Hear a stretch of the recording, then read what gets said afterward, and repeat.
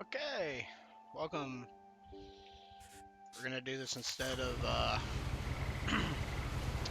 campus because I got fried of it, and I kind of want to do games that I haven't played through all the way yet. So I think this would be good for that. So yeah, it's been forever since I played this. A lot of this isn't going to make sense to you, and I'm sorry about that. I'm just going to start at the beginning, with the house.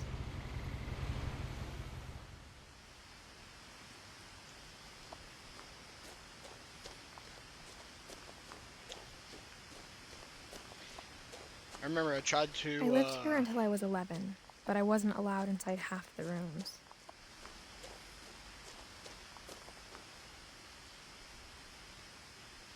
Probably not going to end up being able to talk a lot.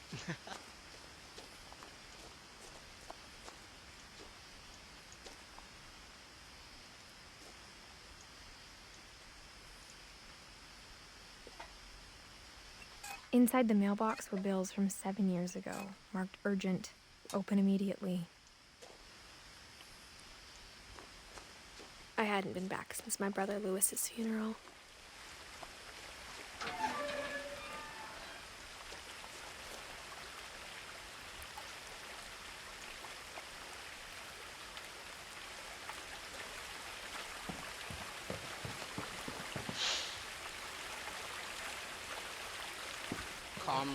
In her will, my mother left me a key, but didn't tell me what it unlocked. Maybe she thought I'd know, or she thought that the mystery would be enough to bring me back.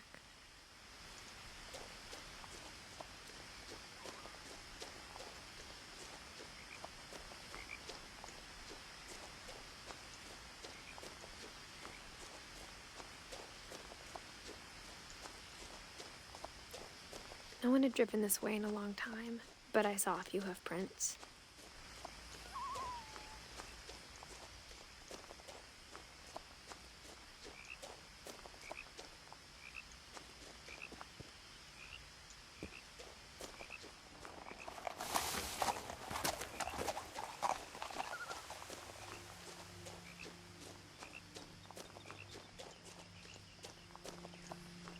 The truth is, even after I inherited the house, I never thought I'd come back to it. But now I had questions about my family that only the house knew the answers to.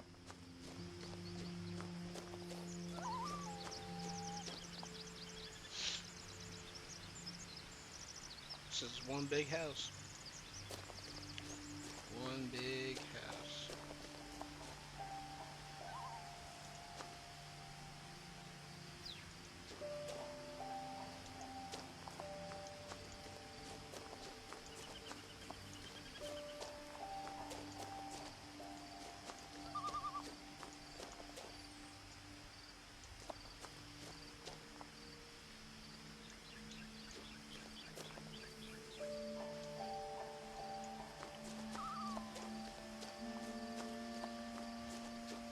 The house was exactly like I remembered it, the way I'd been dreaming about it.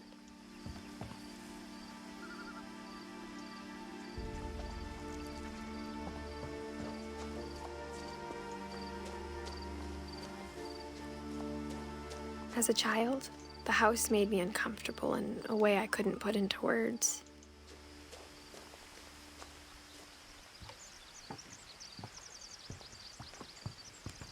Now, as a 17-year-old, I knew exactly what those words were.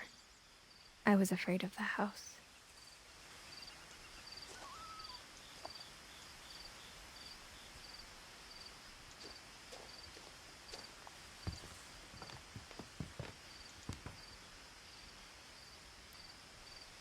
I hoped the key might unlock the front door. It didn't.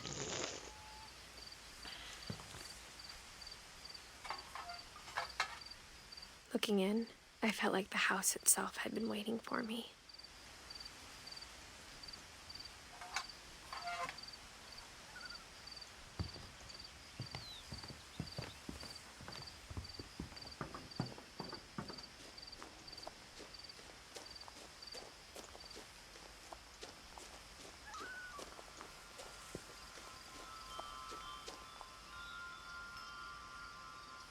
The chimes.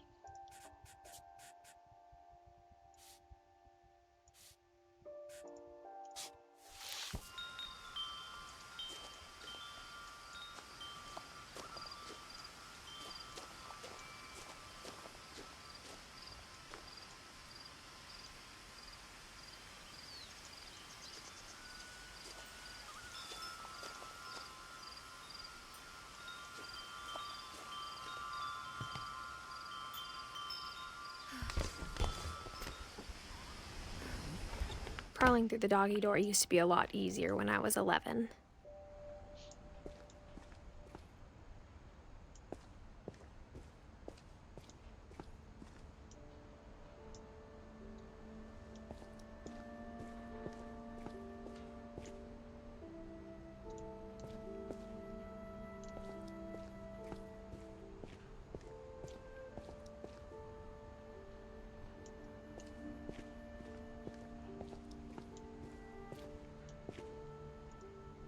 The power had been turned off the night we left.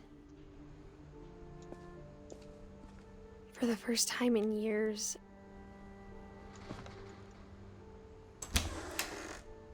I felt like I was home.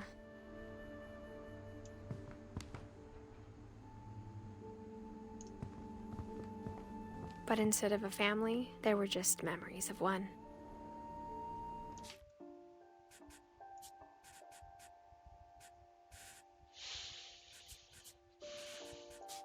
No. Okay. I was trying to see if there's an FOV. Apple pie recipe. And a bunch of canned tuna, I guess.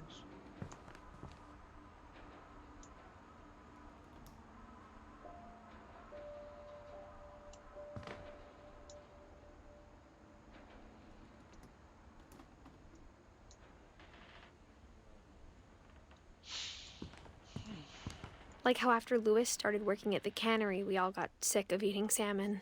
Except our cat, Molly.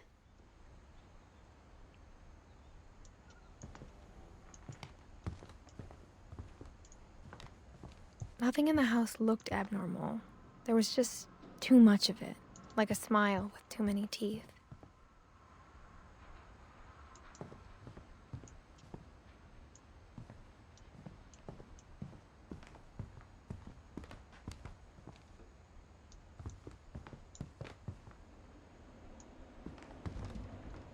Even the fireplace had a story.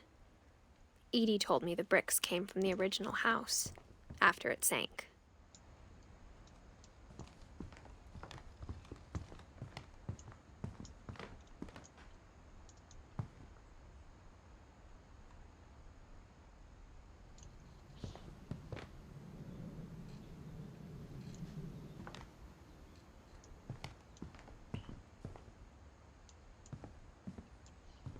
What do I do looking here? The table was still a wreck from the night we left. It was like a bomb had gone off, killing everyone but sparing the furniture. My mom was the only one of us who could imagine Great-Grandma Edie living in a nursing home.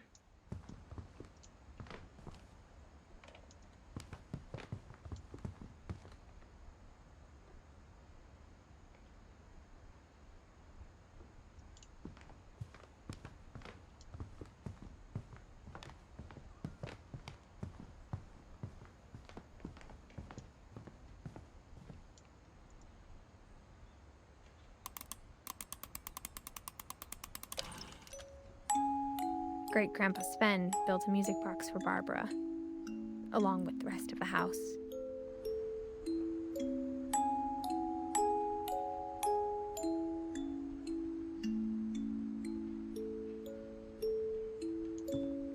Mom always told me to stay out of the basement, so I wasn't too surprised when the key didn't fit.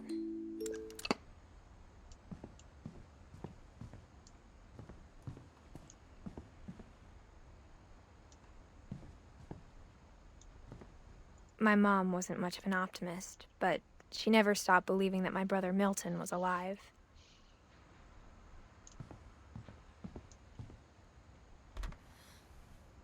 Edie told me once that every finch who ever lived is buried somewhere in the library.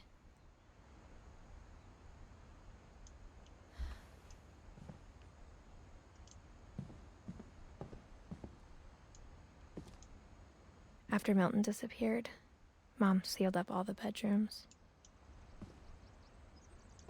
Then Edie retaliated and drilled peepholes.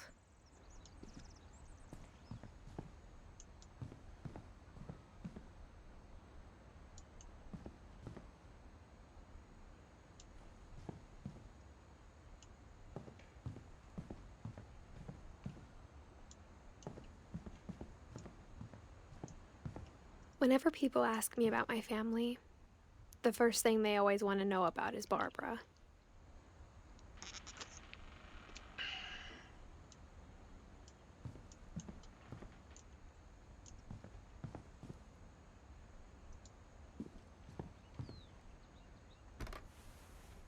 Barbara was a child star for 2 years, until America grew out of it.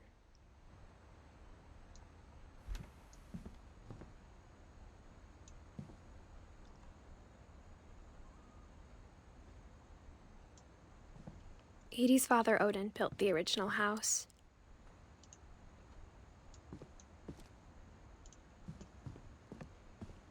Mom must have locked the third floor stairs on the night we left.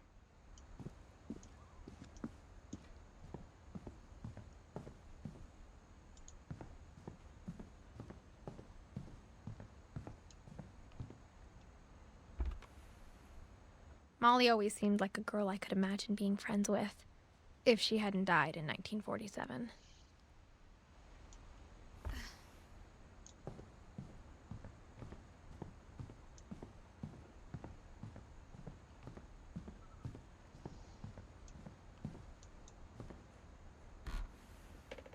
My Grandpa Sam spent 7 years sharing a room with his dead brother, Calvin.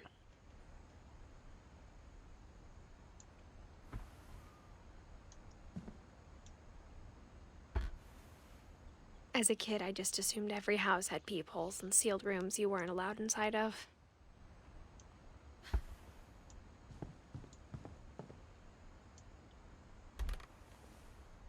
The last time I was in Edith Sr.'s room, I was 10 and she was painting my portrait.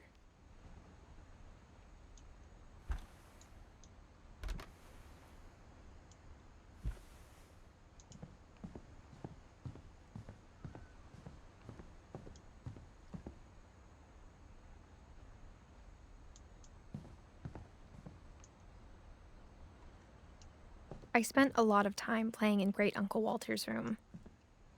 I think my mom sometimes regretted not sealing it up.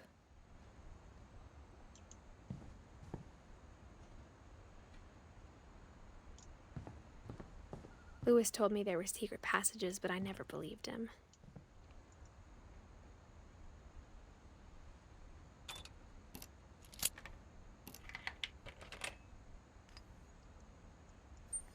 Turns out, my mom was really good at keeping secrets. Now it was time to find out what my mom had been afraid of.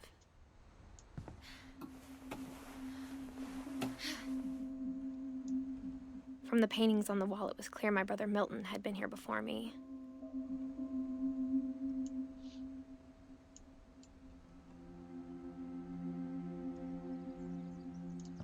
Reading this, maybe it sounds like I had a plan. But I had no idea what was behind that door.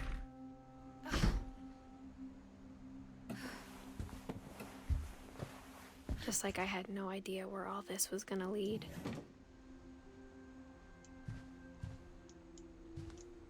I grew up looking at Molly's room through the peephole. Molly's gerbil had a tiny bedroom with its own even tinier gerbil cage.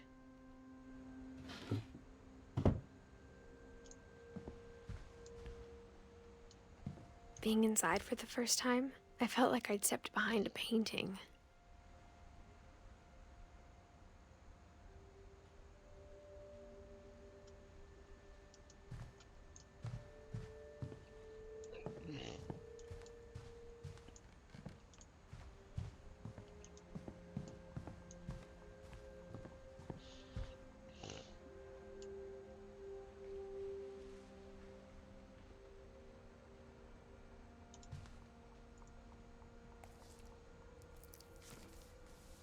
December 13th, 1947.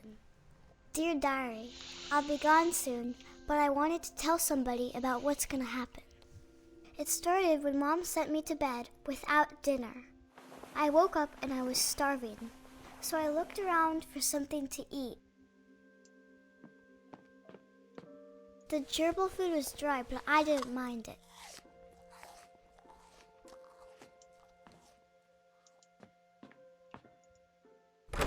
Mom, can I come out now? Sweetheart, it's late. Go to sleep. My Halloween candy was all gone.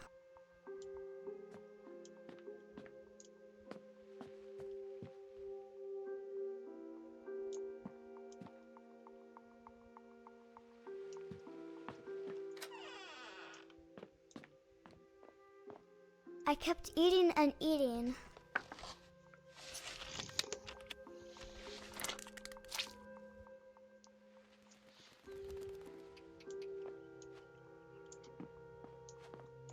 Then I heard chirping outside my window.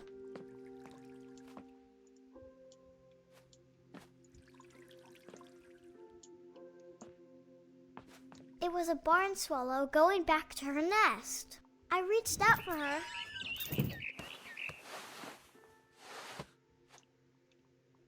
And suddenly, I was a cat. I tried to be quiet, but the bird was really scared.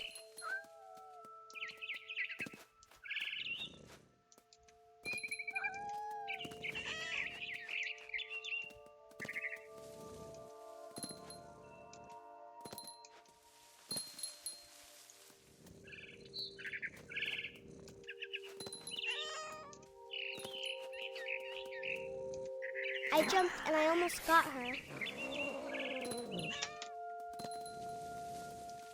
I could tell she was getting really tired.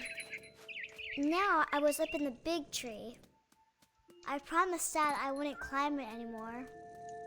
All I cared about was eating that mama bird. I gobbled her up. And suddenly, I was an owl. First, all I heard was the wind. Then I heard little teeth nibbling in the grass.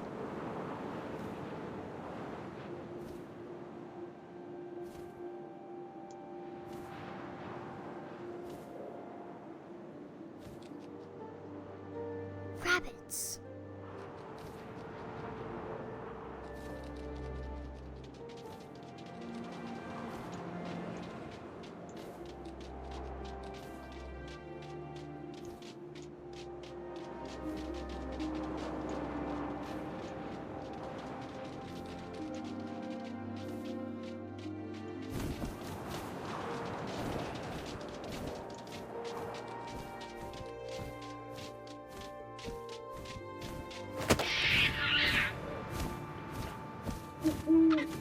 I imagined his face looking up and seeing mine through my talons. I swallowed him up, and I didn't chew one bit. Then I flew off to find something bigger.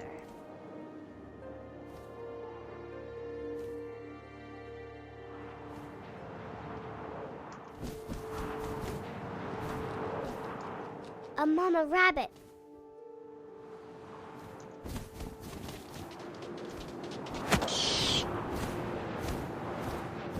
She was almost too big to carry. I started choking, but I couldn't stop eating. And suddenly, I was a shark.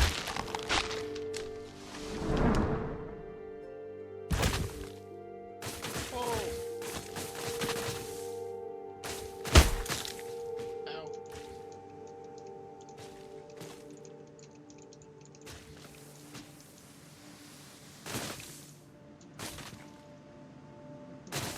What on earth? I rolled off a cliff and into the ocean. Now, I was hungrier than ever.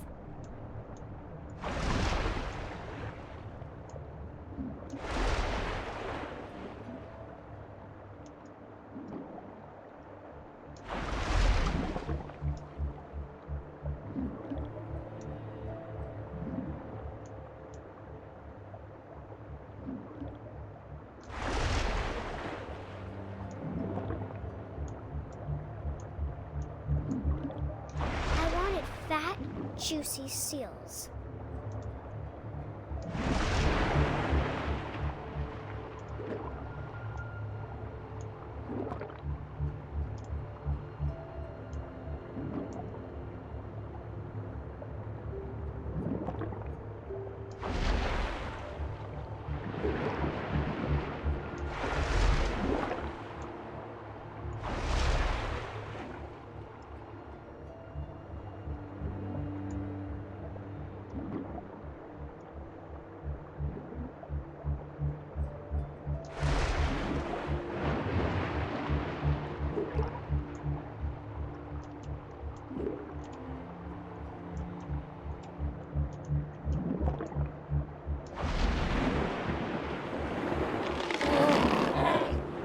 I tore off her flipper, and it tasted really good.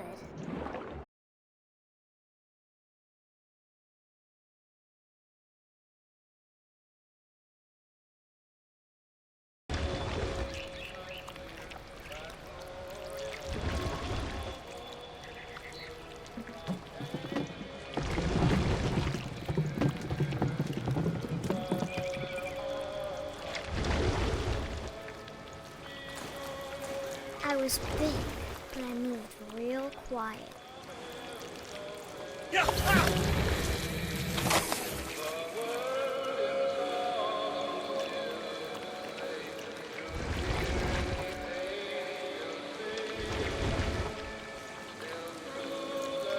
I wanted to stop, but also I didn't.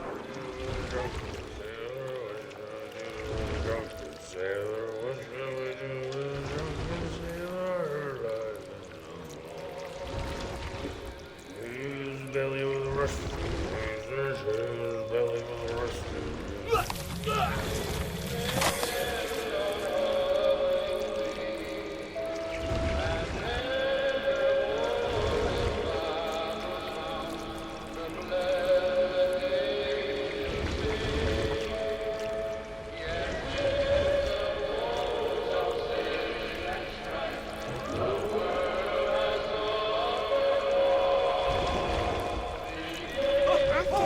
Passenger, I was still hungry. And across the water, I smelled something new. Something I had to have, so I swam towards it.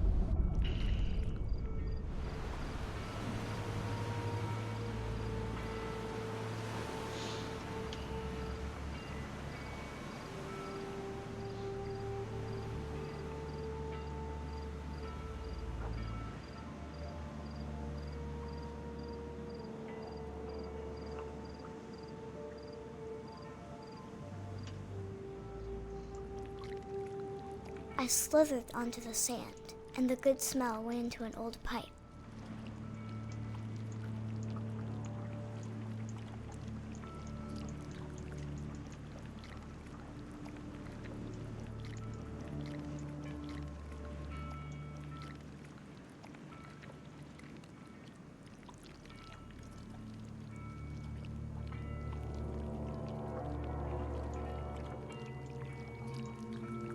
I got closer and closer.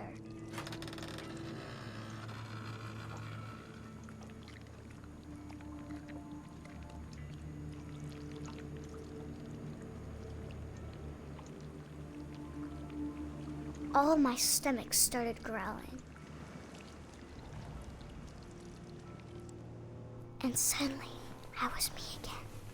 I held my breath for a long time, but I couldn't hear anything. I think it's waiting for me to fall asleep. But it's not going to wait much longer. It needs to feed, and we both know I will be delicious.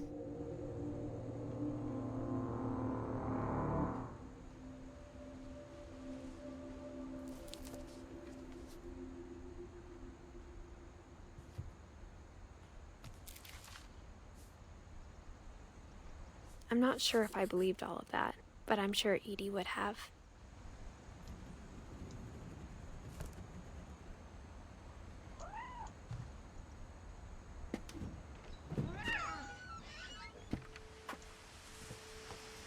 This will be obvious later, but my mom never told me any of these stories. Edie would have, but Mom didn't like bringing up the past. Though, when we adopted a stray kitten, she was the one who named it Molly. I spent a lot of time in Great-Grandma Edie's room. We got along, and it was a good place to hide from my mom. Her room was like a museum.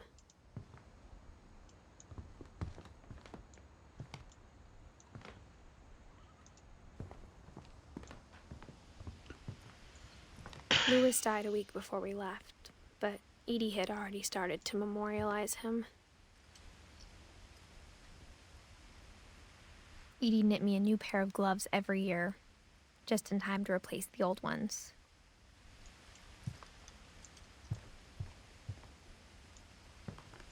One summer, they evacuated the island, but Edie refused to go. For a few weeks, she was a celebrity. I hadn't thought of myself as Edith Jr. for a long, long time. Edie gave a big interview about a mole man living under the Finch house. My mom was furious. When Edie told people Sven was killed by a dragon, she could also have said he was building a dragon-shaped slide that collapsed.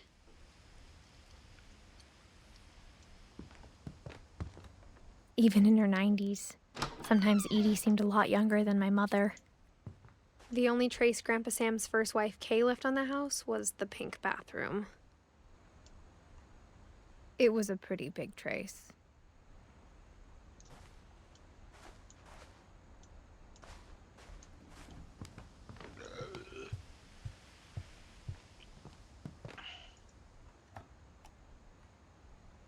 For 500 years, the Finches have been famous throughout Norway for their fortune and misfortune. Odin Finch buries the latest victims of the family curse, his wife Ingeborg and their newborn son. On January 7th, 1937, he set sail with his family and his house, hoping to leave the curse behind. But 40-foot waves off the coast of Washington send the house and Odin to the bottom of the sea. Odin's daughter Edie, with husband Sven and baby Molly, step ashore on their new home, Orcas Island. Odin Finch is the first to be buried in the new family cemetery. His daughter Edie is already dreaming of a new Finch house.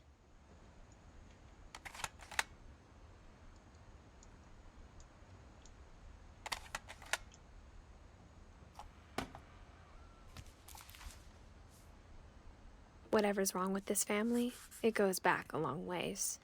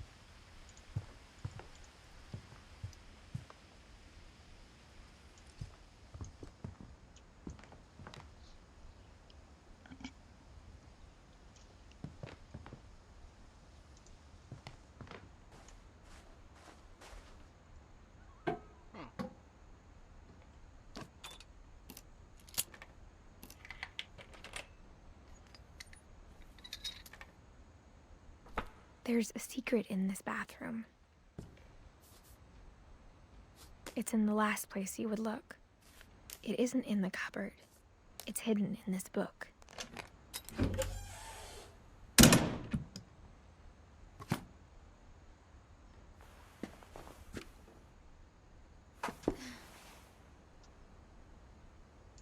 Sven gave Sam an old camera he'd refurbished. He never put it down.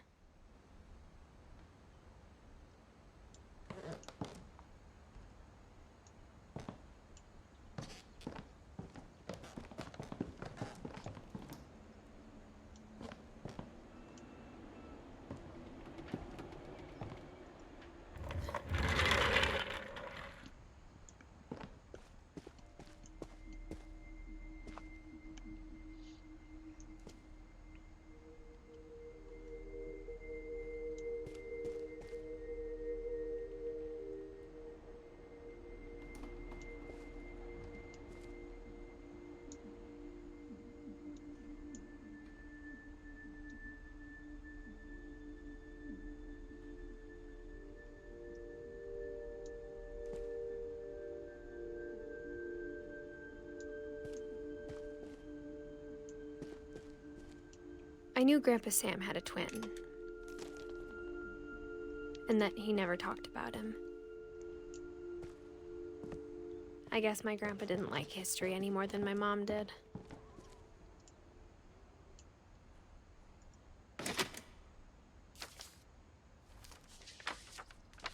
How I Want to Remember My Brother by Sam Finch. The thing I remember is that when he made up his mind, that was it. My brother said he'd die before he ate another mushroom, and he did. At Barbara's funeral, we swore we'd never be afraid again, and he wasn't. I think Calvin always wanted to fly. Sam! Calvin! Dinner's ready! Coming! But that day, he finally made up his mind to do it. I told him going around was impossible. Maybe if I hadn't said that, Calvin! I'm not gonna tell you again! maybe if the wind hadn't picked up, then maybe he'd still be here. But I doubt it. I think he'd already made up his mind. That's what I want to remember about my brother.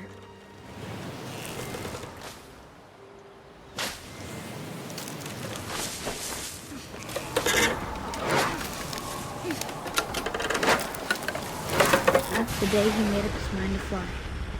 And he did.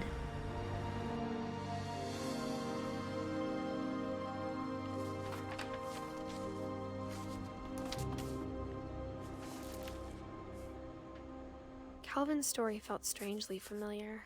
When I was younger, I remember trying to do the exact same thing.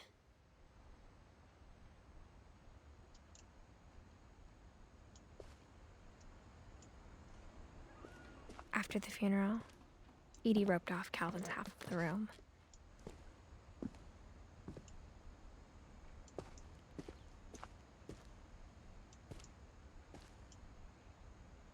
Mom said Grandpa Sam enlisted at 18 and never set foot in the room again.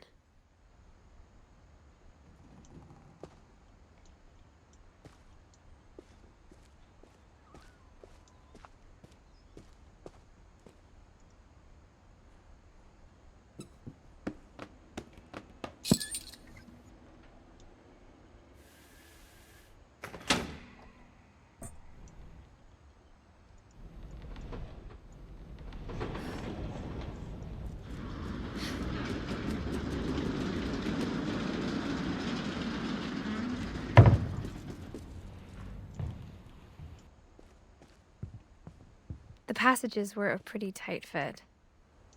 They'd obviously been built for smaller hands and bellies.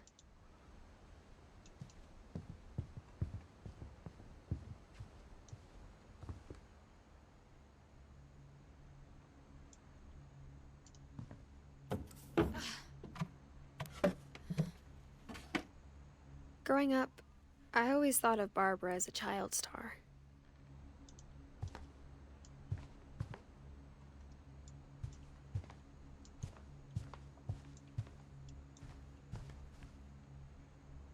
I never thought about how hard it must have been for her afterwards.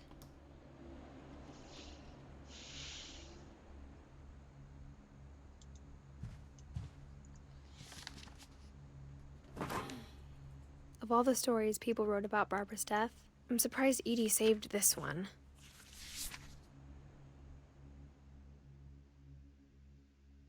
Old Jack here with another ghastly tale inspired by America's most unfortunate family. I'm calling it The Surprise Ending of Barbara Finch. As a child star, Barbara was famous for her scream. Now at 16, she was all washed up. A has-been. But in a lucky break, she'd been asked to perform her signature scream at a local convention for monster movie fans. It was just the boost her career needed. Unfortunately, her scream hadn't aged well. Getting better. I think you just need the right motivation. Her biggest fan and current boyfriend, Rick, was about to demonstrate when... Now that was a great scream. It was Barbara's father, Sven. He'd slipped into a table saw and had to be rushed to the emergency room. So Barbara got stuck babysitting her youngest brother, Walter. Her convention comeback was cancelled. Okay, I'm hearing frustration, but I'm not hearing terror. What if I tried... A gang of hoodlums in Halloween masks have been terrorizing Orcas Island tonight. Police are urging residents to... That came from the basement. You're right! Also, I loved your delivery on that. Why is your basement door locked? Because my dad likes making puzzles and secret passages. There's a key hidden in the music box. The secret is to keep winding and winding until finally the key pops out. Thanks, babe. I'll be back in a sec. 20 minutes later, Rick hadn't returned. So Barbara went to look for him, right on cue. She reached for the music box. And as she wound the key, she listened for Rick, but the house was silent.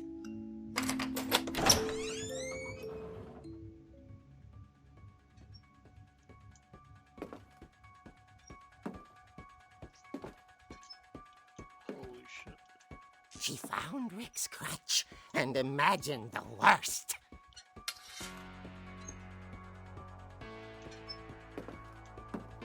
Oh, God.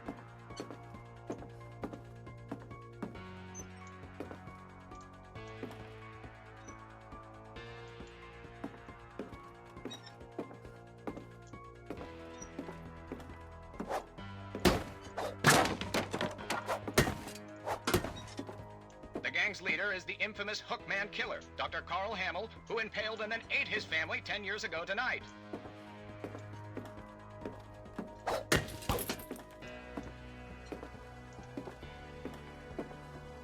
The old fridge rattled and grew still.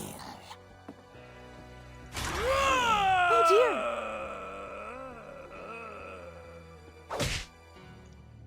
Oh! Rick? I just got hit in the Barb, face. relax. I was just trying to scare you to help you find your scream. Well, I'm not scared, Rick. I'm furious. Then act furious. All I'm getting from you now is that you're hurt and confused and you... She threw him out, but she kept a little something to remember him by. Barb, have you seen my other crutch? And she was still holding it when she fell asleep watching the late picture show. Hours later... Barbara! Walter? What's going on up there? Ah! Okay, I'm coming up, but if this is a trick, you're dead, Walter. Oh shit. How do I get over there?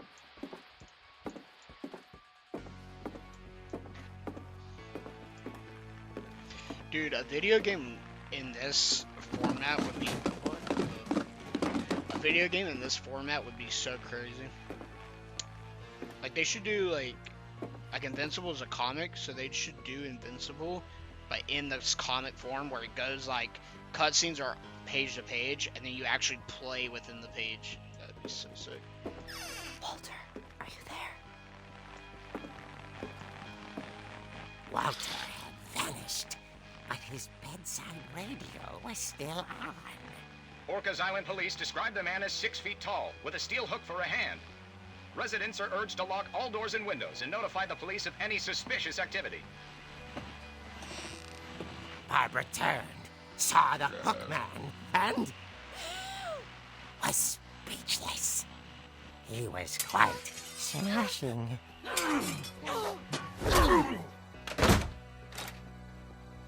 And whoever he was, he couldn't get enough of Barbara. Okay, Barbara, there's gotta be another way out of here. That night, she played her part beautifully.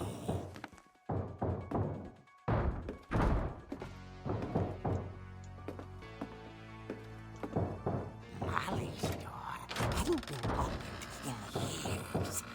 The hinges groaned.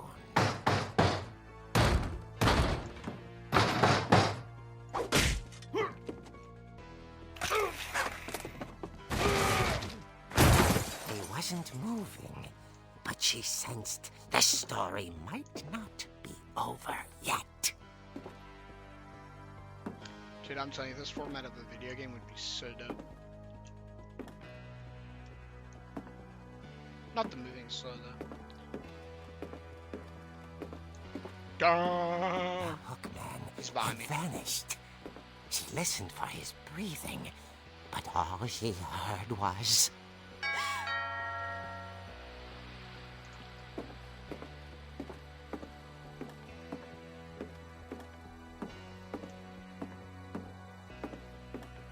At the door, she heard whispering.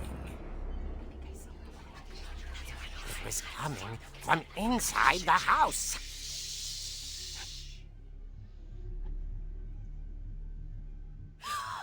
Oh dear.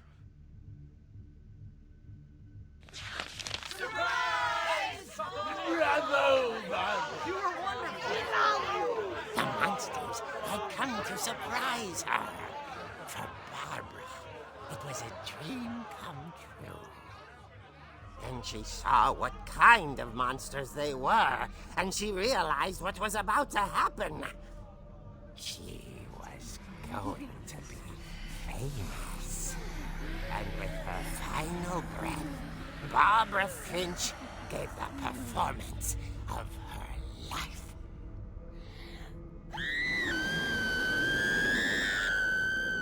I wasn't there myself, but I hear Barbara was magnificent. Poor girl.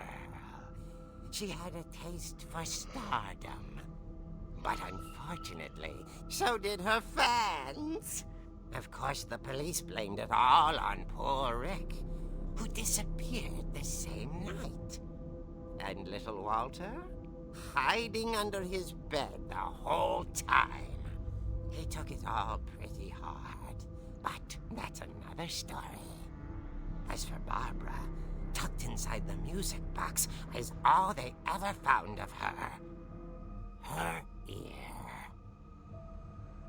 Now that's what I call a real eerie tale.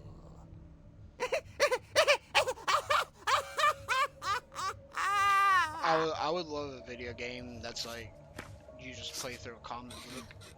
It'd be so sick. Edie told me all Barbara wanted was to be remembered, as absurd as that comic was. Maybe what Edie saw was a happy ending.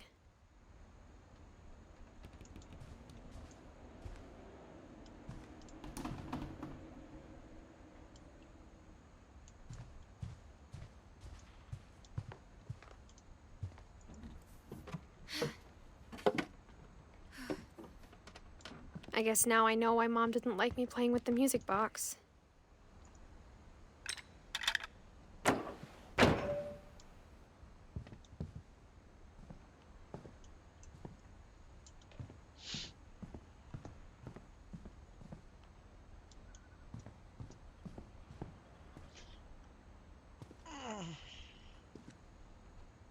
Down the stairs.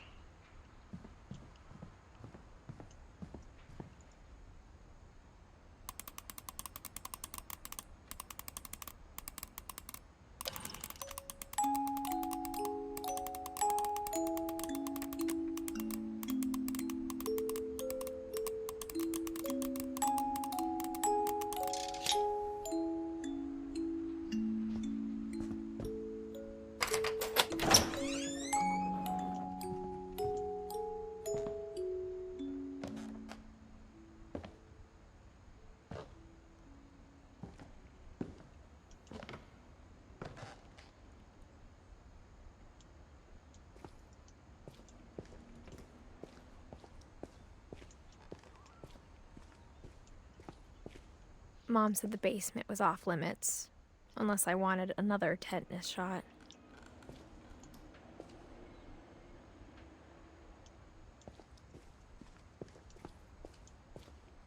I saw Edie sneak down to the basement once, carrying packages. I thought maybe she was hiding presents. It turned out she was hiding a lot more than that.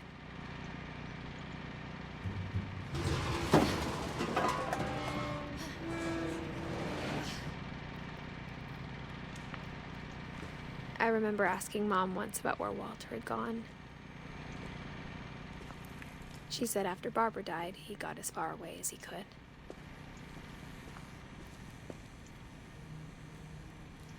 If there's a pattern in all these stories, I think it's that none of us has gotten very far. He lived underground.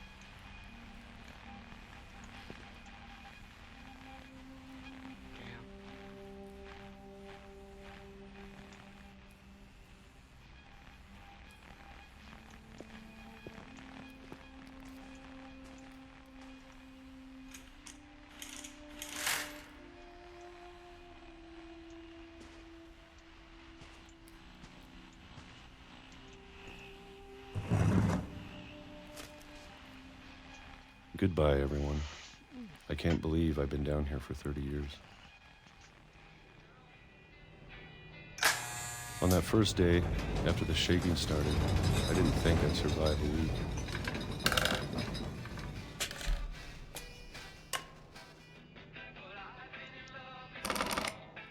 But after a few days, I settled into a routine. That's what kept me sane. Having a schedule, living for today. I always expected to be dead tomorrow. But if you wait long enough, you get used to anything.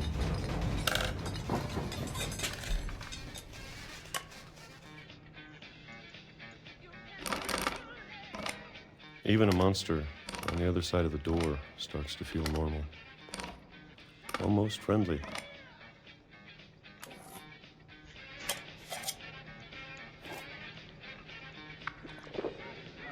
And then one day, everything just stopped. Whatever that thing was, it was gone. Maybe it got tired of waiting. Or maybe I just got tired of being afraid. I'm noticing they all have spots on their bodies.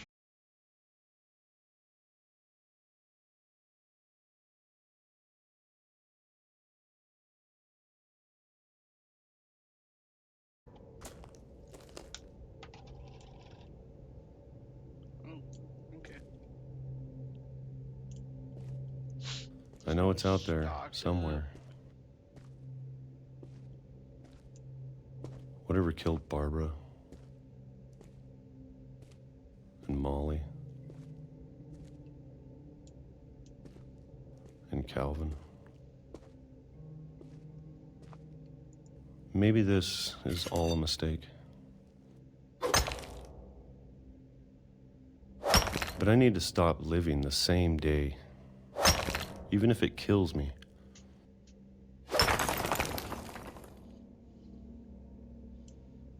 Whatever's out there, I want you to know I'm ready for it. I'm going to appreciate all of it, especially the food. I don't mind if I only have a year left, or a month, or a single week.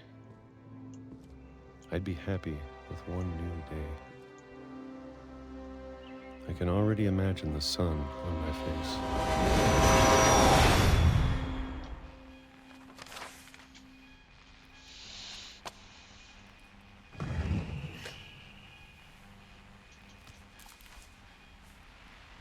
Walter died when I was 6. I can't believe my mom never told me he was down here.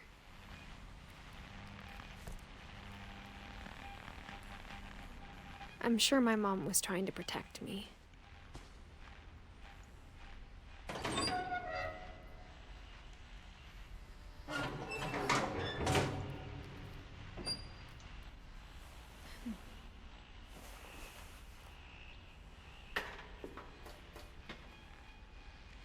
Maybe she was afraid I'd end up like Walter. But if she never told me about an uncle under the house, I can only imagine what else she was hiding. I don't want to make the same mistakes she made, trying to bury something that's still alive.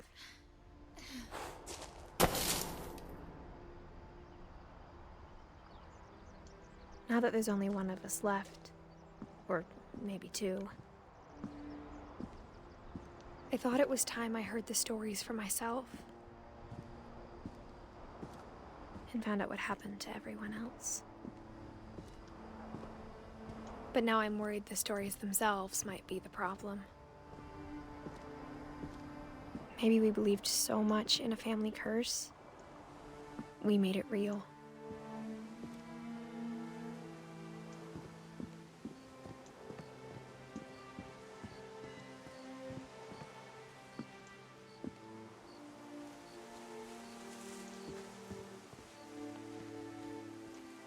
I don't know if I should even be writing this.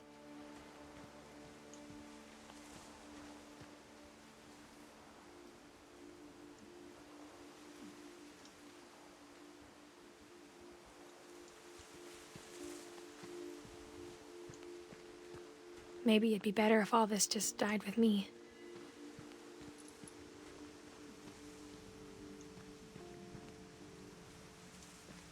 But I thought you should know about your family.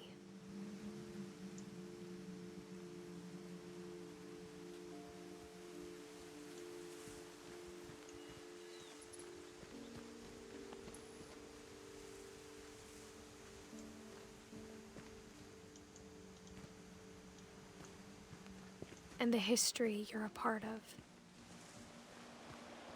Wait, what?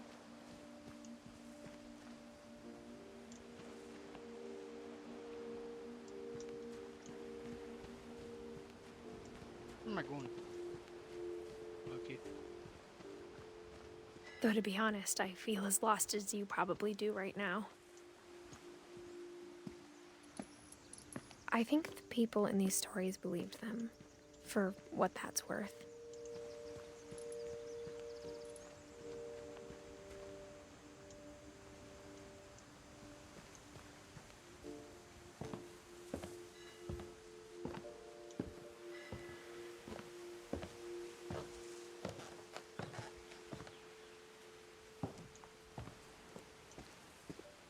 And when you look at the house, that history of imagination and stubbornness and madness,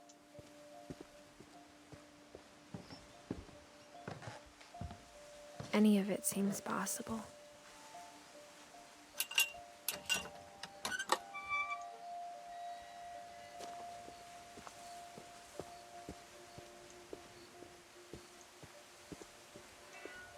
I think we've been surrounded by death for so long, we've just gotten used to it. What kind of family finishes building a cemetery before starting the house?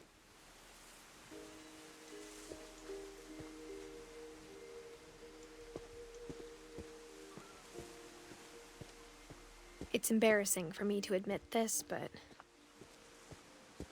the pet cemetery made me more uncomfortable than the human one. 3 of the gerbils were mine, and 2 had been my fault.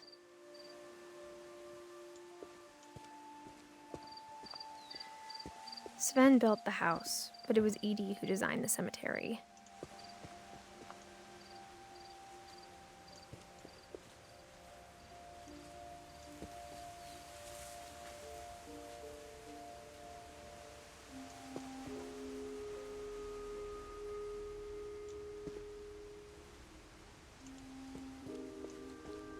I'm sure Odin's monument had been Edie's idea. My mom was always trying to move on, but for Edie, the past never went away.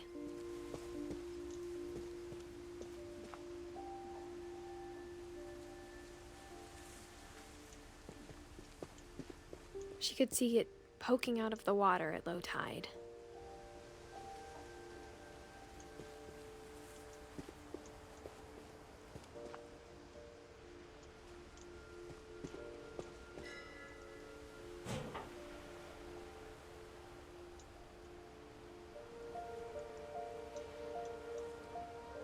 Edie said she dreamed about the old house every night.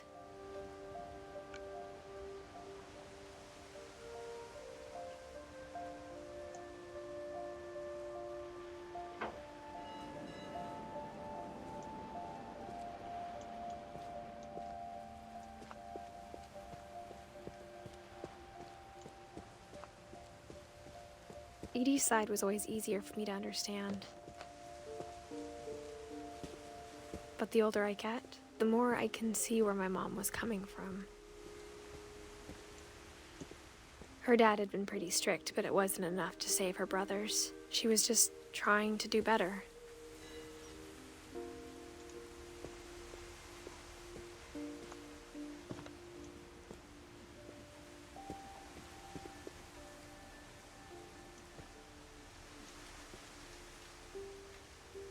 She lost 2 of her brothers, just like I did.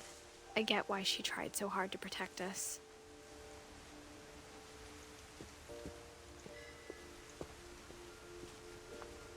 There's so many things I wish I could ask my mom now. Part of me thinks this is what she wanted all along. For me to come back someday and find everything out for myself.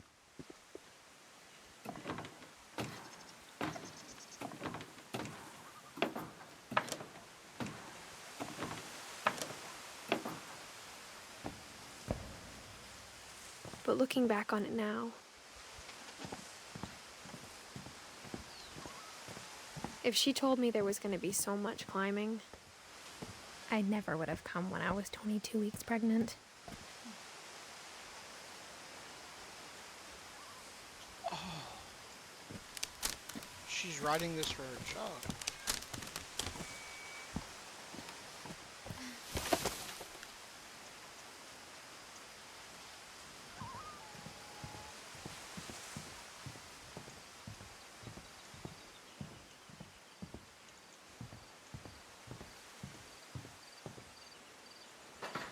I never met Grandpa Sam, but I think he and my mom had a lot in common.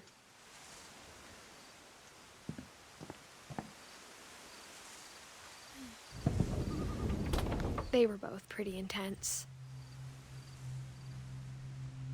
Sam spent his life shooting photos, but Mom said he got nervous being in front of the camera. I guess we're all afraid of something.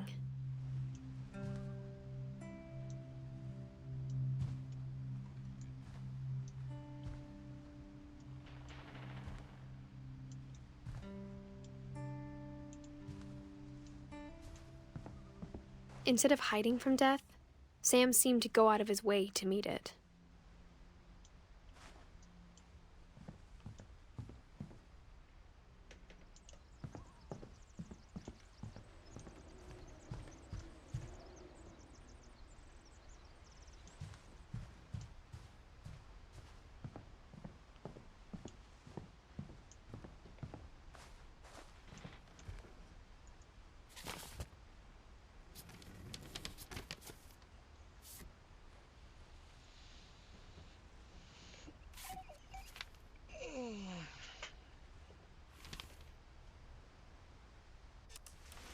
Dawn, I promise, you'll never forget this weekend. Yes, sir. These memories are gonna last a lifetime. Mm-hmm. Am I gonna have to shoot anything? Jesus, It's a hunting trip, Dawn. Shooting is strongly encouraged. Yo! That is bright! It's gonna rain the whole weekend, isn't it? Oh my god! I actually just got flashbang. Oh god, what was that? Please no, just take the damn picture. Okay, I need to not Hey, do that. language. What am I taking a picture of? Okay, I'm gonna... Did you want to get a picture of me or what? Where are you? I will never forget this weekend, Dad. That's the spirit. Okay, got it. I'm gonna take some pictures, okay? That is Just be careful. So bright. The camera's older than you are.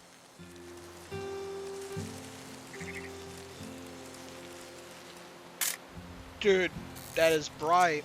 I gotta quit doing that. You're right, Dad. It's starting to clear up. Still freezing, though.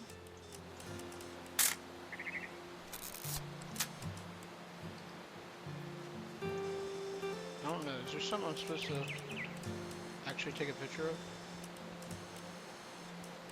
I don't know what you want me to take a picture of.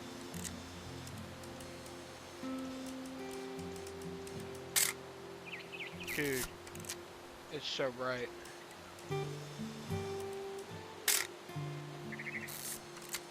I don't know what they want me to take a picture of. Oh, there we go.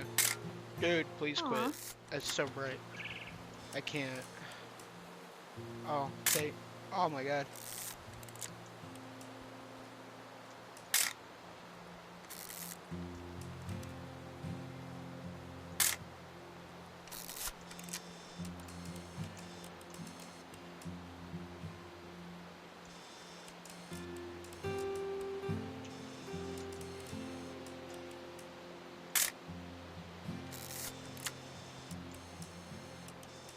Definitely should not have drunk all that coffee. Hey! That's a keeper. Hold still while I take a picture of you. I'm just saying, I'm not always gonna be here, Dawn. You'll need to remember this stuff, if you want to survive. I'll be fine, Dad. You know who else thought he was gonna be fine? Some guy who died. Dawn, I'm being serious. I know, Dad. You're always serious. Doesn't being out here make you want to chill out? Well, to tell you the truth, I haven't been out here in 20 years.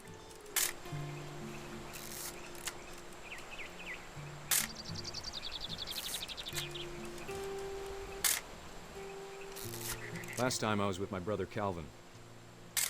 Man, Dawn, don't you think you could find something more interesting to photograph? Your grandpa Sven taught us how to fish, how to build a fire. We found an old logging trail. There were deer everywhere. I bet if I could remember where that trail was, we'd spot a buck for you in no time. Give me a minute to check the map.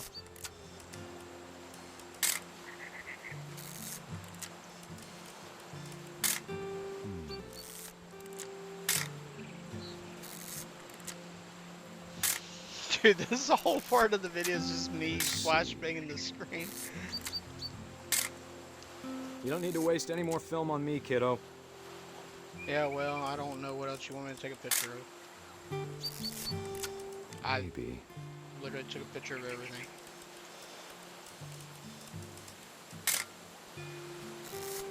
Or was it?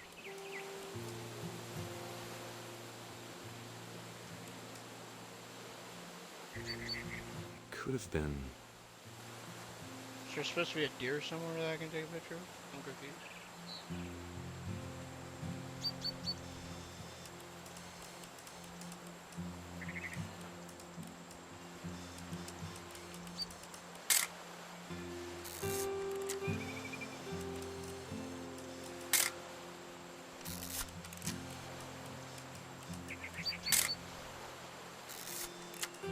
I literally don't know what I am supposed to take a picture of. I took a picture of everything.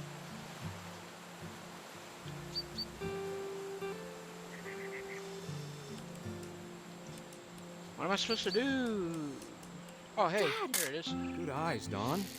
Jesus Christ, that took forever. Before you take the shot, let me get a picture of you. I'm warm.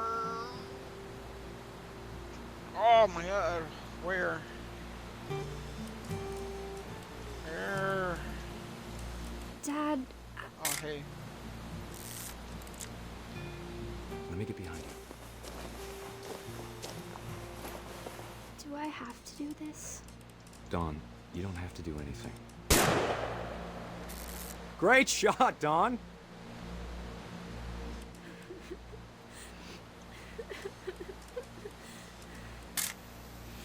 She's trying. I'm proud of you, Don. Always remember that, okay?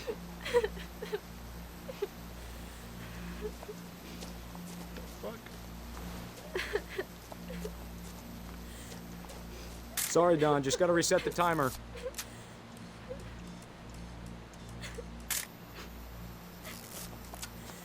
What the fuck?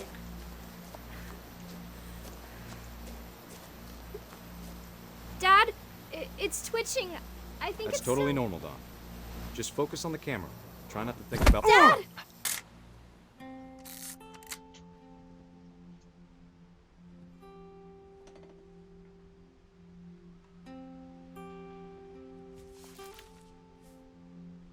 Of all these stories, that's the one I wish most that my mom had told me. Bro just got slammed down by a deer.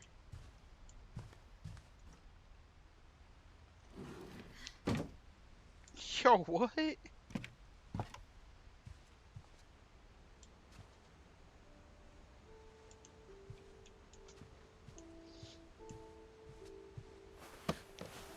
After Sam died, my mom and Edie got really close. They'd both lost a lot.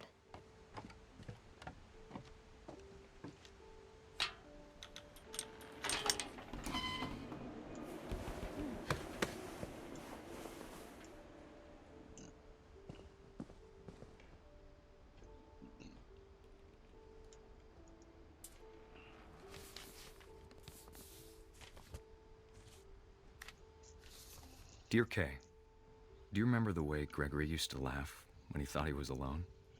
Like something funny was happening, but only he could see it.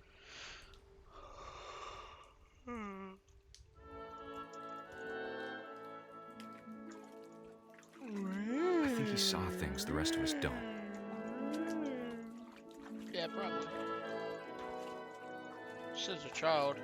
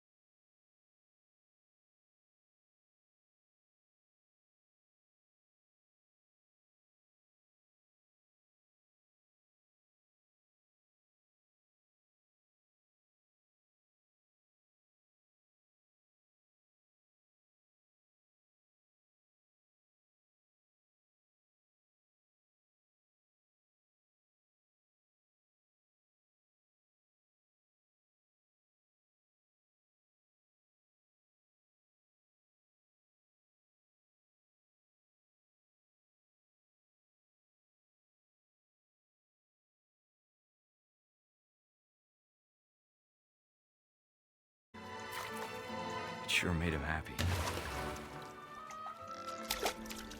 Are you telling me I have to hit that? Like, what? I can't do it. There we go. Jesus Christ. Did I only do that for a trophy?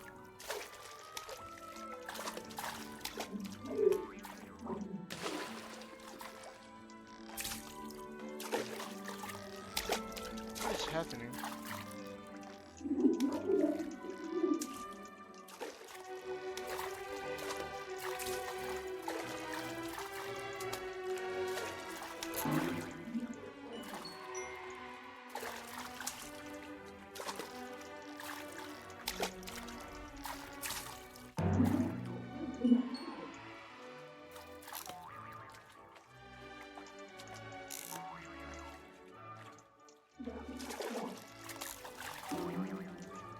I know how silly it sounds.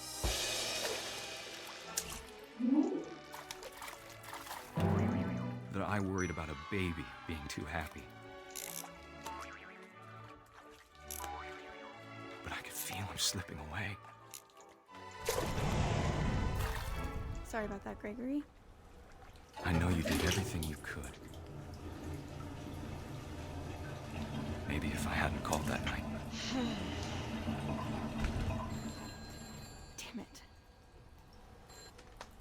Hold on, I don't want Gregory to hear this.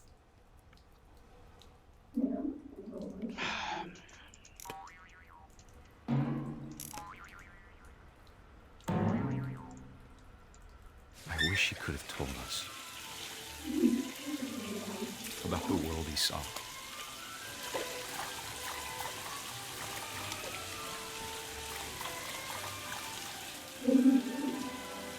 Hey, there's so much I don't understand about Gregory. About everything.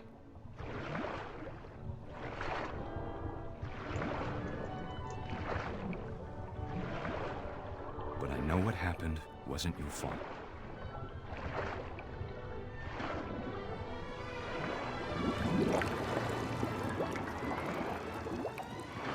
I'm sure he's happy. And he'd want you to be happy too. Good luck, Kay. Love, Sam.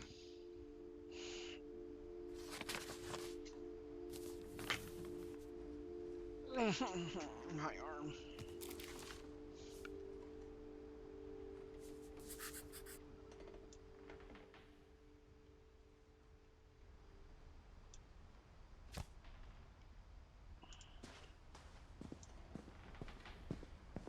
I can't imagine my mom ever writing poetry, and yet...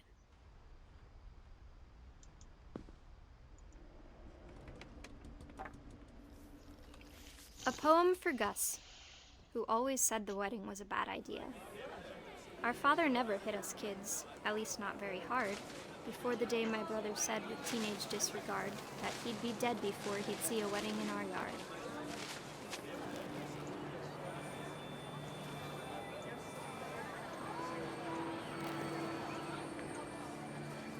My father made him come, of course, but Gus stood far apart, just flew his kite and bottled up the storm inside his heart.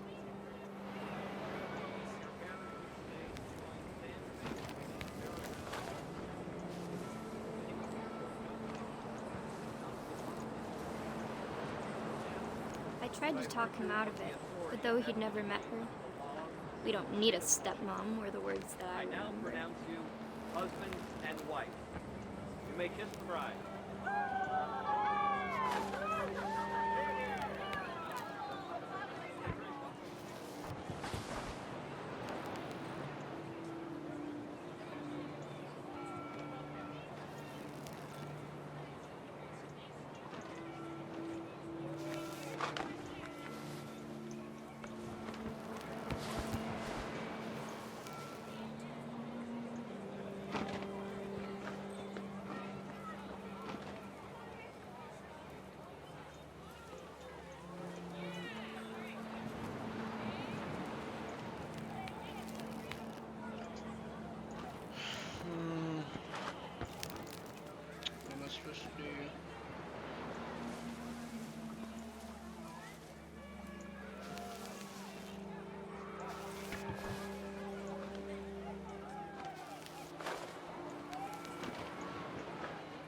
the time for photos came, Dad ordered him to come here. But Gus declined and as a sign held up his middle finger.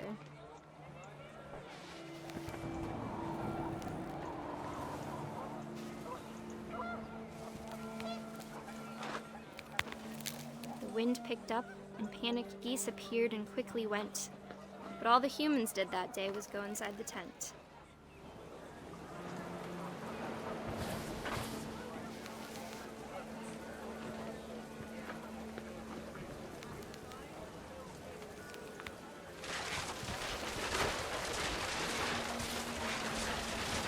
The rain came down in buckets then, but no one seemed afraid that nature might destroy the tent our dad had crudely made.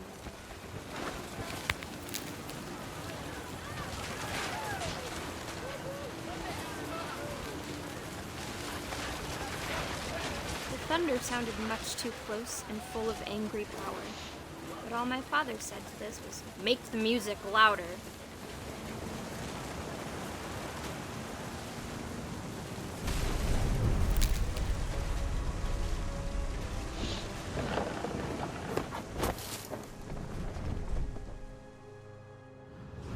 I wish that I could truly say I thought about you on that day.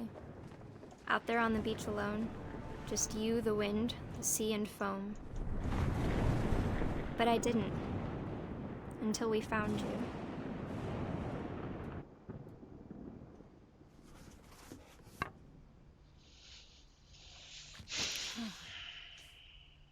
She never talked about him, but Mom told me once if I was a boy, they were going to name me Gus.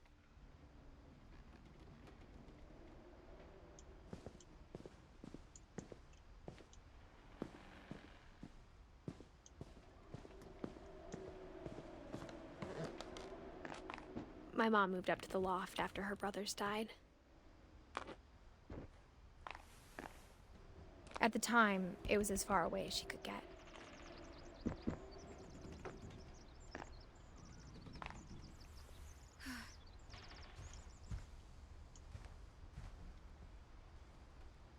She spent a summer building houses in Calcutta, where she met my dad, Sanjay. Religion was another thing my mom never talked about, but I think it helped her a lot after her dad died.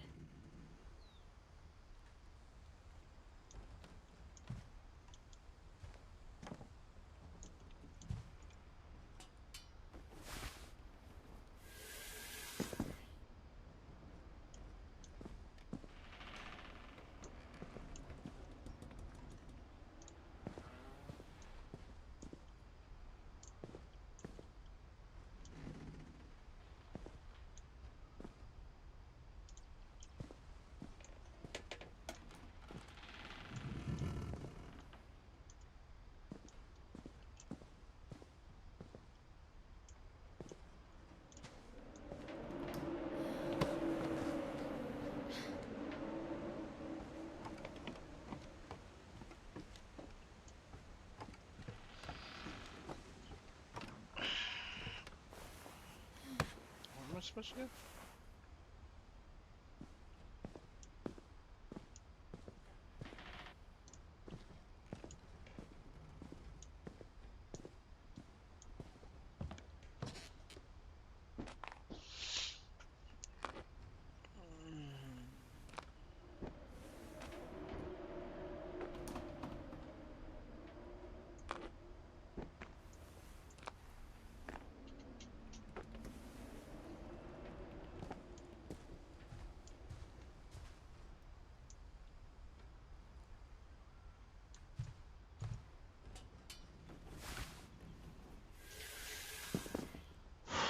Do I just go back, I guess? I don't see anything.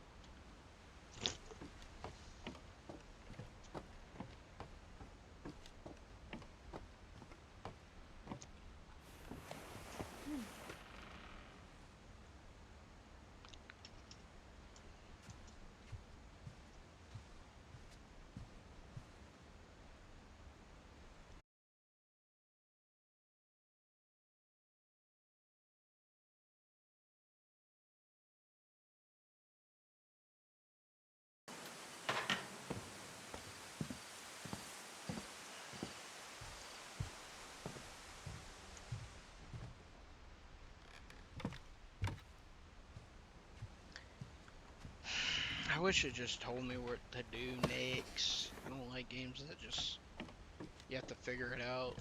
It's horrible.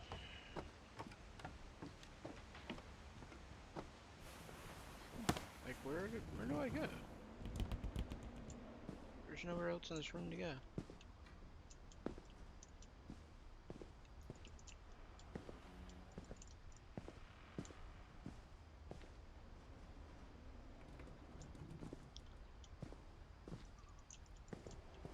What?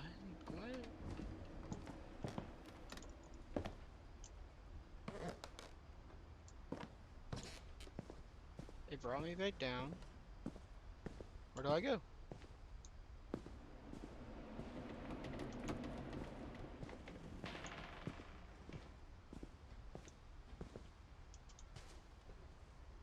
Oh my god.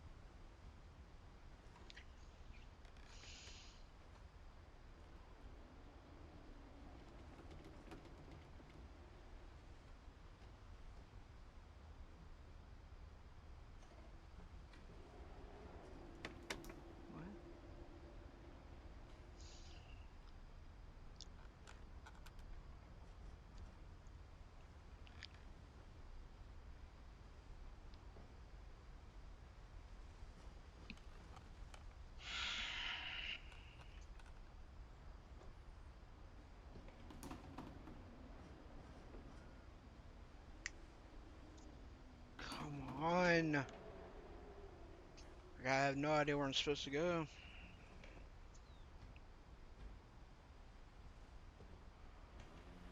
Dude, why is it buffering? Come on.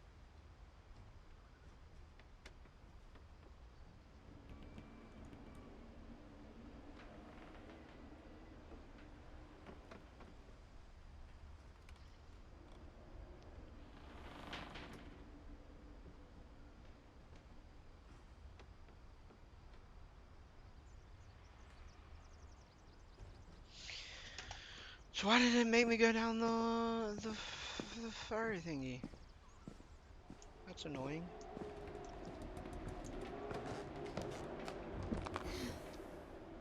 You're not even supposed to go down it.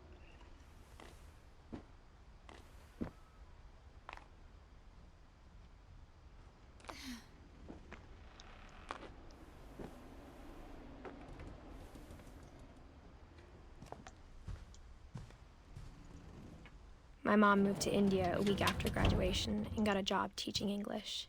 Louis was born a year later.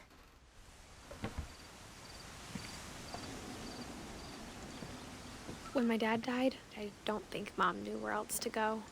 I'm sure Edie was happy to have her back. The house had to get a little bigger, but Edie was used to that. And for a while, things were good. Almost normal, but it didn't last.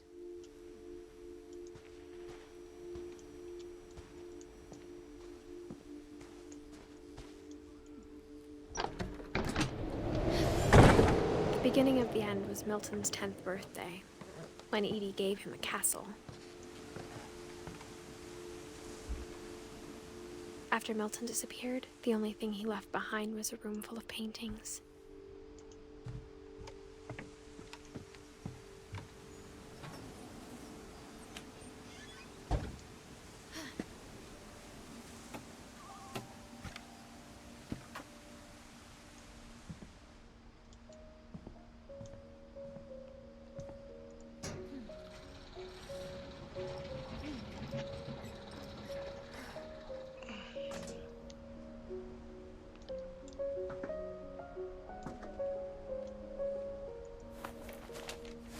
Milton Finch Inn, the magic paintbrush.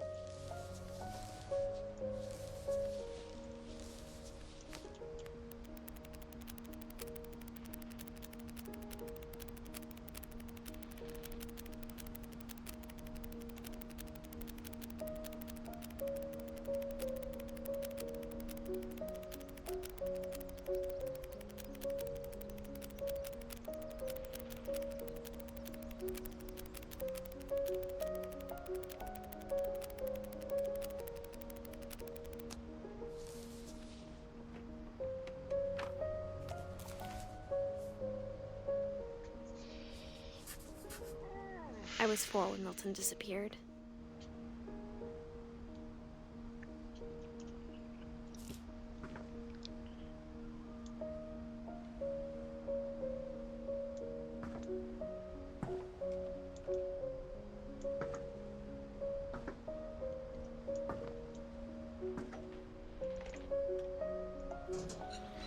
Mom spent months searching for my brother.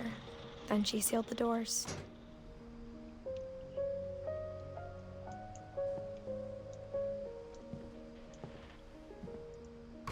Whatever Milton had found in the house, Mom didn't want it getting out.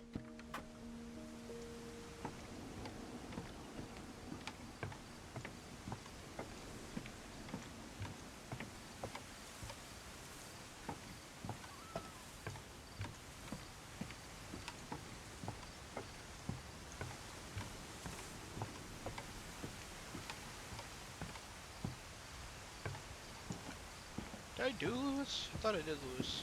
Is this Lewis?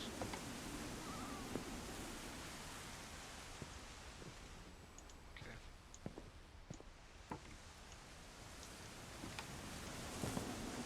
Mom definitely blamed Edie, but I think Lewis blamed himself. After he graduated, he just spent more and more time in his room. Until Mom got him a job at the cannery. Everyone always told me to stay out of Lewis's room. Except Lewis.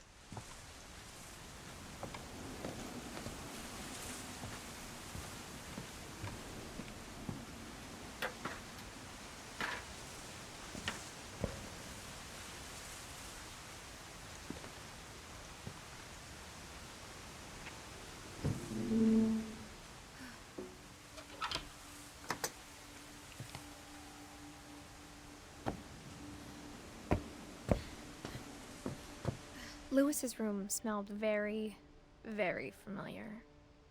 That part of him lived on. No, why? Go back in. Why did it do that?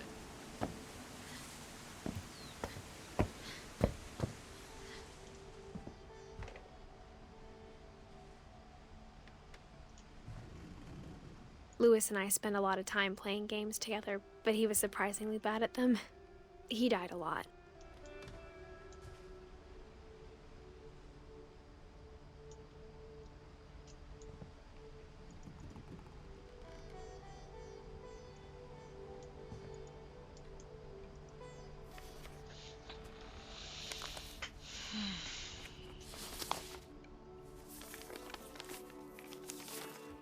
Dear Mrs. Finch, as Lewis's psychiatrist, I can understand your desire for an explanation.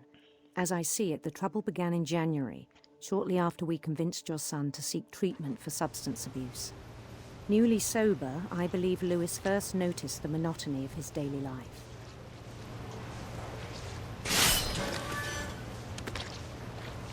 He kept working at the cannery, but he withdrew part of himself. In our sessions, I saw the same behavior. His mind began to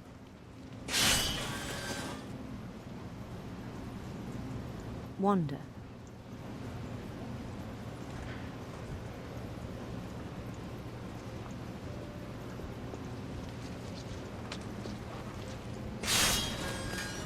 I asked him to describe it. He said he started small, imagining a labyrinth. He'd feel his way about. Then something moved. Bats. and toads.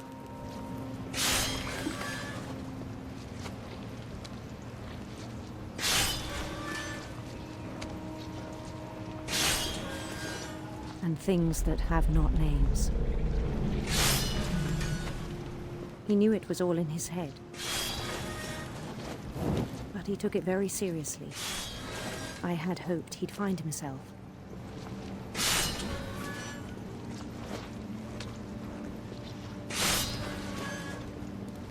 But he found something more.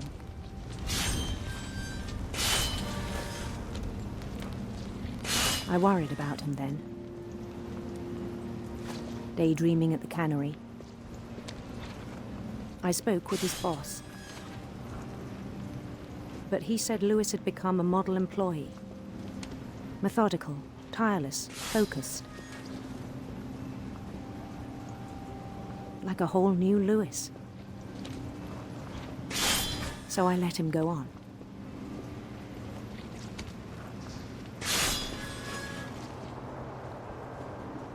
I even encouraged him. It seemed very promising at first. He told me he'd made a new friend.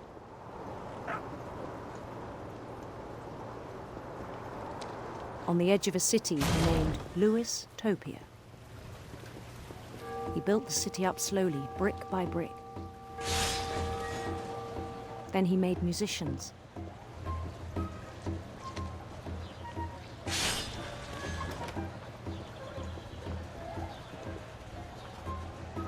And songs for them to play.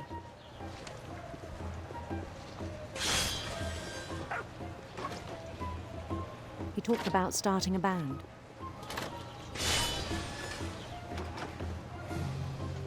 And he was always humming something. Every day his imagination grew stronger.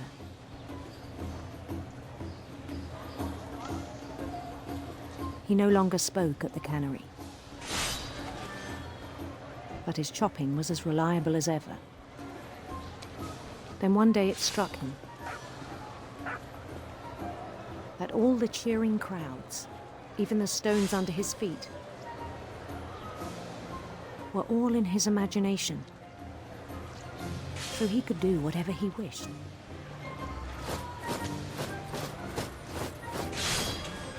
He held an election for mayor. And he won. They begged him to stay, but his mind was already wandering. It became a game for him.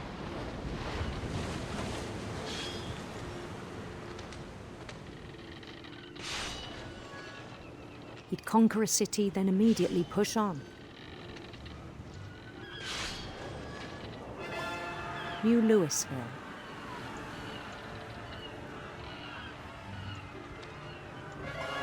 St. Louis.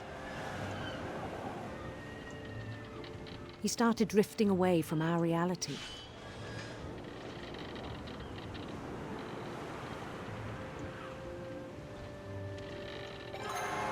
Minneapolis, until one day he forgot to go home from the cannery. Even as his mother pleaded with him, part of Louis kept sailing on.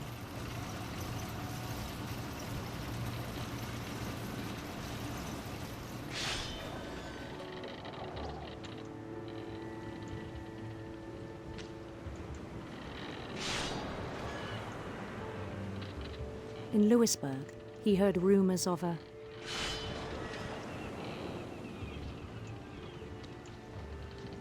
handsome queen.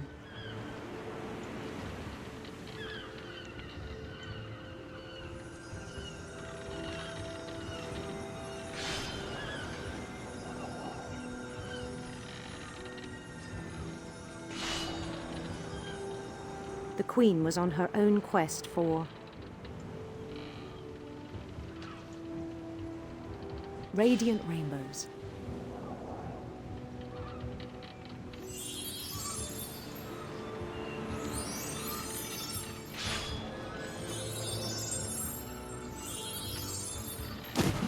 He followed the sound of her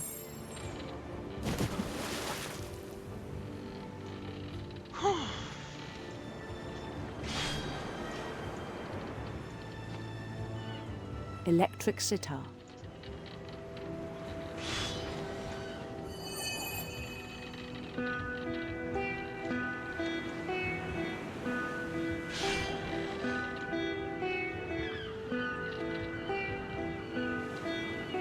His chase led him to a golden palace east of the sun and west of the moon. Even then, his logic remained sound. He knew the world was all in his imagination.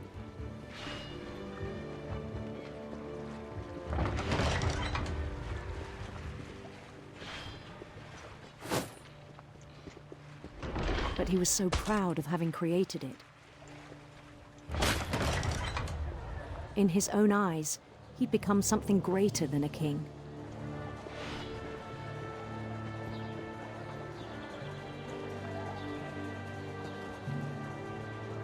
For someone who'd never known success in the real world, I think it was overwhelming. And then it struck him that the real Lewis was not the one chopping salmon, but the one climbing the steps of a golden palace.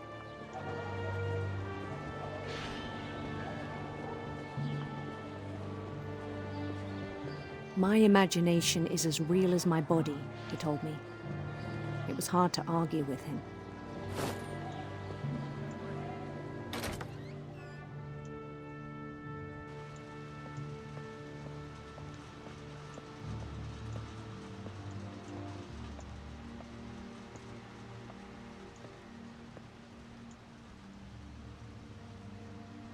He began to forget the world we know.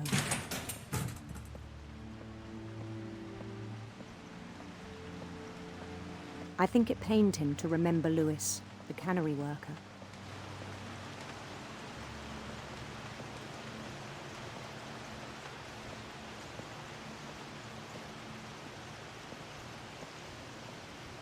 He began to despise the man with a royal contempt.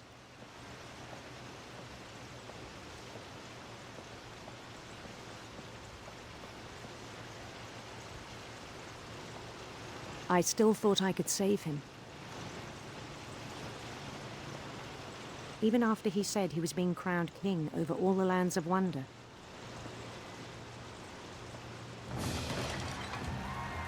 The palace would be packed with his companions.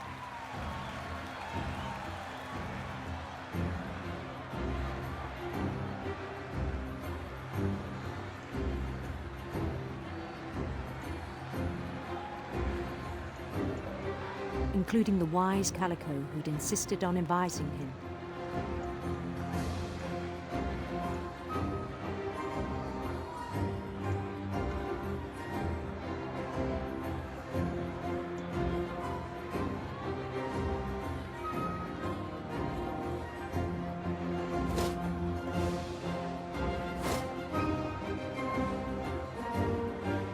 His queen waited, holding his crown.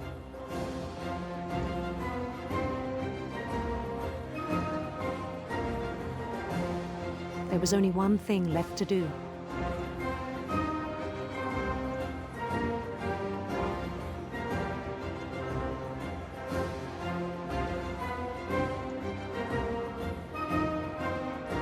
Bend down his head.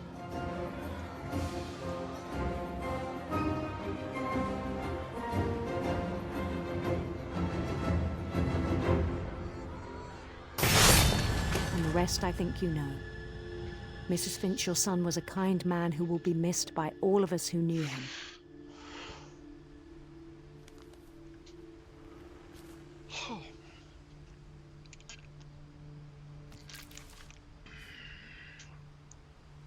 My brother was really cool. I wish you could have met him.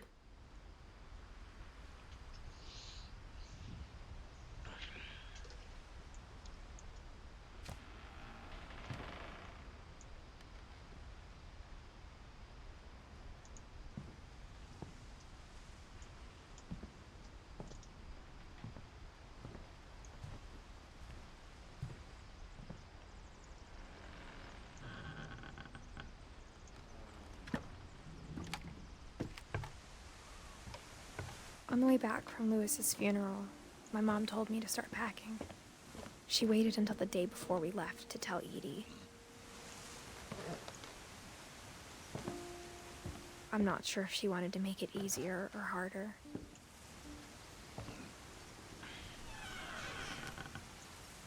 I wish we'd stayed. But I understand why we left.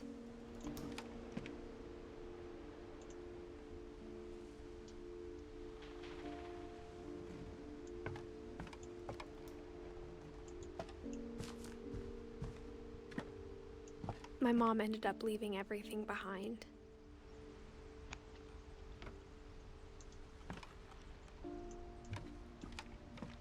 What happened that night had been coming for a long time. Maybe it should have come sooner.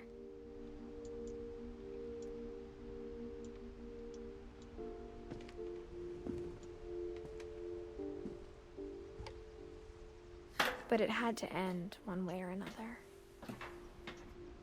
All that's left now is to tell you about that last night.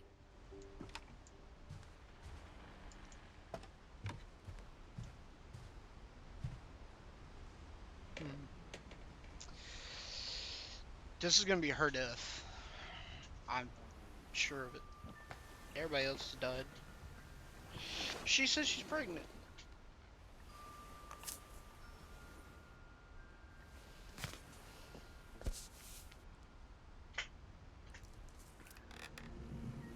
That whole last day, Edie just watched us pack and didn't say a word.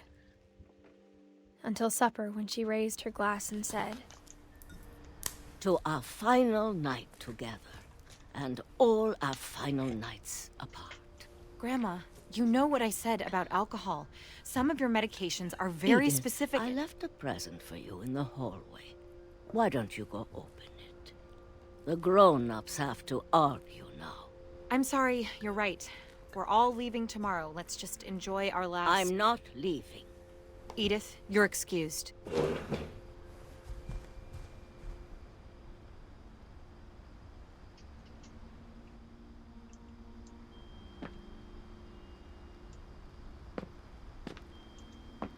The power had been shut off that morning, but Edie always had plenty of candles. When my mom sealed the library, I don't think she knew about the other entrance. Or that Edie had a key to it.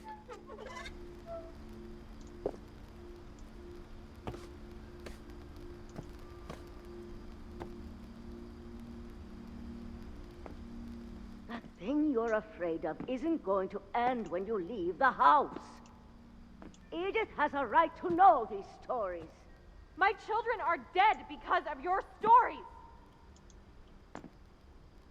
I think it's best if Edith and I leave tonight. We'll have the nursing home send a van for you in the morning, okay?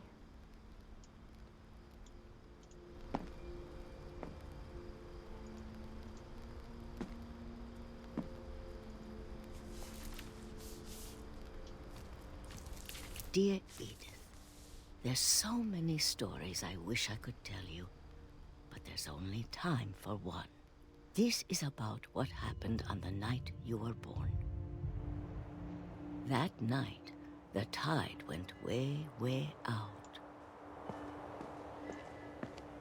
It was the first and last time I ever saw the old house aground. There'd been an earthquake out in the middle of the ocean.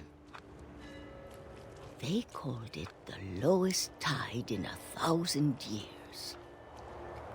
God, it smelled awful. You know, I've seen that house every day of my life.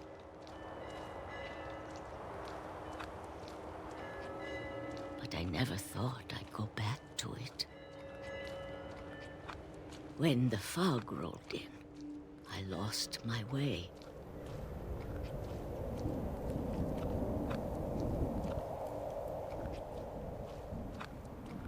I got turned around.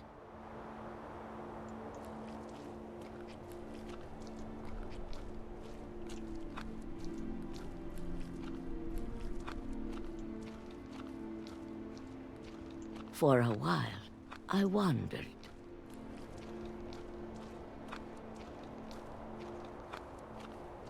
I started seeing things.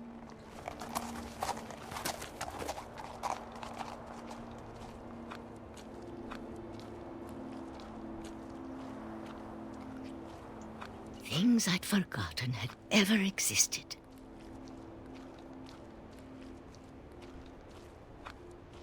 But when I saw them, they felt like old friends. That night, a lot of things came back to me. Or maybe I came back to them.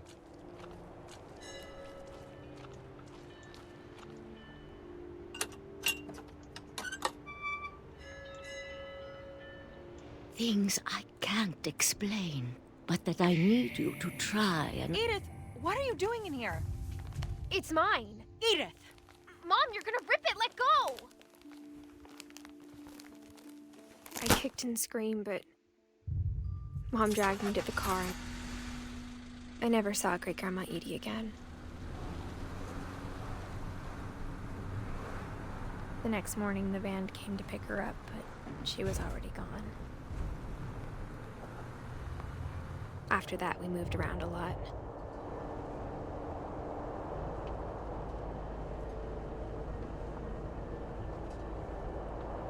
We both tried to make the best of it.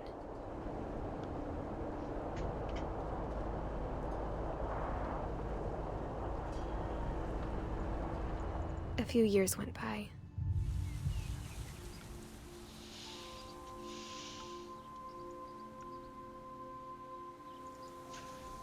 My mom didn't like to talk about it, but she started getting sick a lot. The rest happened pretty quickly.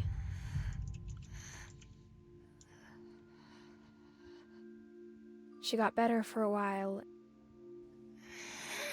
and then she didn't. And then I was alone.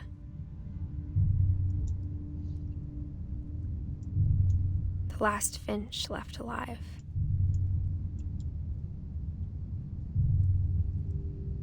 Until I found out about you. I'm still not sure what to tell you about all this. If we lived forever, maybe we'd have time to understand things.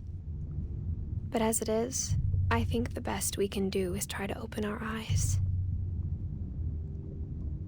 And appreciate how strange and brief all of this is. This journal was supposed to be for you. But now I hope you'll never see it. I just want to meet you and tell you all these stories myself. But I guess if you're reading this now, things didn't work out that way.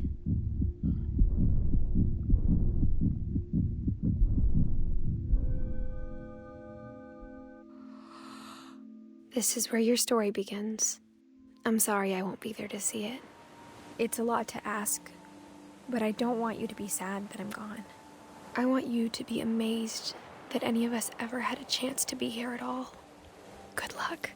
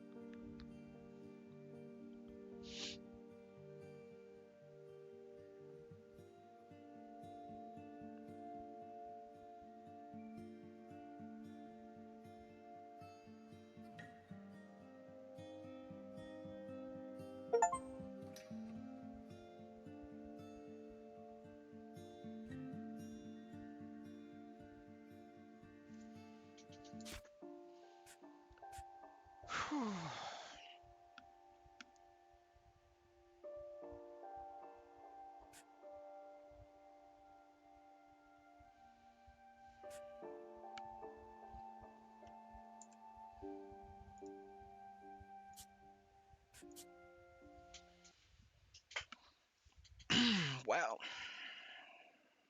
That was a really good game.